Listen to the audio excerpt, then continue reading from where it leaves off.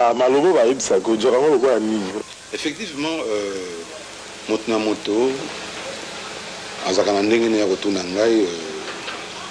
osali nzembo ndenge nini omoni ke likambo osali ko sa moto mais pona ngai tant nasaka nzembo nasalaka yango pona moto nyonso ekozala likambo na yo ekozala ya ngai ekozala ya ye mais omona moto mosusu abi mais likambo lomba yimbi ngana mbula boye nasaka boye est-ce que yimbi ngai te moni ye moko est-ce que yimbi ngai te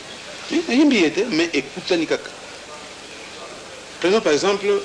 nana beto na mboka moko tant nasali nzembo ya nzembo no to sa sikola na sima ya makambo ze bobo oyo basemba ndeko basi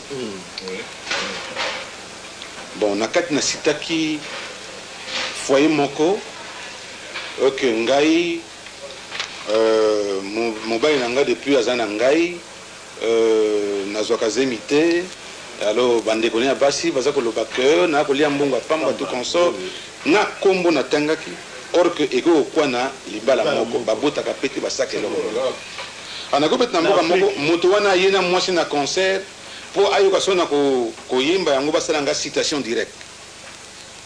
po bafunda ngai ke nayembi bango heureusement pour moi nayebaki pete mokolo yango mpe nayembi nzembo yango te mais après bayi komona nga baexplike nga ngabi te tout d'abord nga nayebi mwasi na yo te nga mpe nayebi yo te ezaka coïncidence ya kombo natiaki na kati donc omoni yango wana oyo toyembaka ezali makambo to komona parce que moto mosusu asaka nini na onatra soki amoni likambo aseki kaka te